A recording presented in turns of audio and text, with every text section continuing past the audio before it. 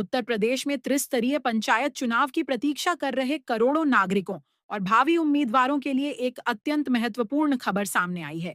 राज्य के पंचायती राज मंत्री ओम प्रकाश राजभर ने स्पष्ट कर दिया है कि प्रदेश भर में पंचायत चुनाव की पूरी प्रक्रिया जून 2026 के अंत तक अनिवार्य रूप से संपन्न करा ली जाएगी।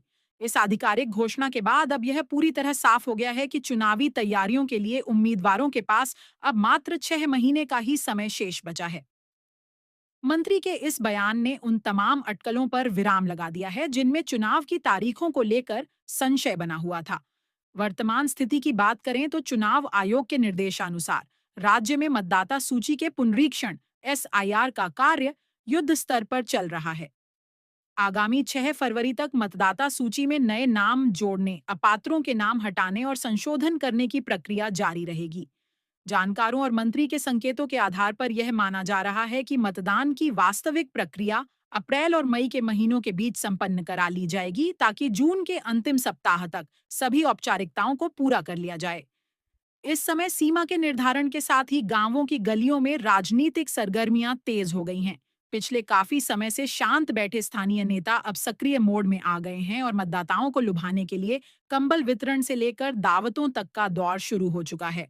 इस बार की चुनावी प्रक्रिया में मतदाताओं को एक विशेष अनुभव होने वाला है क्योंकि वे एक साथ 3 पदों के लिए मतदान करेंगे।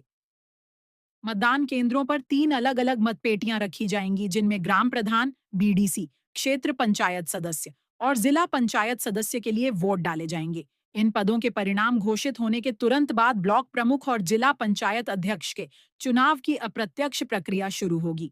इन चुनावों में जिला पंचायत और बीडीसी सदस्यों की भूमिका सबसे अहम हो जाती है, जहां अक्सर बाहुबल और धनबल का प्रभाव भी देखने को मिलता है।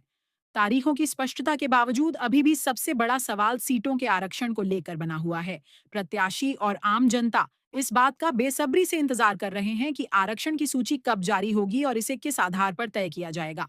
यह अभी भी चर्चा का विषय है कि क्या आरक्षण की प्रक्रिया 2021 के नियमों के अनुसार होगी या फिर 2011 की जनगणना के आंकड़ों को नए सिरे से लागू किया जाएगा। महिलाओं और एससी एसटी वर्ग के लिए सीटों का निर्धारण कैसे होगा, इस पर शासन का आधिकारिक निर्णय आना अभी बाकी है। कुल मिलाकर उत्तर प्रदेश के ग्रामीण क्षेत्रों में अब चुनावी बिगुल बज चुका है और प्रशासन पूरी तरह से चुनावी मोड में नजर आ रहा है।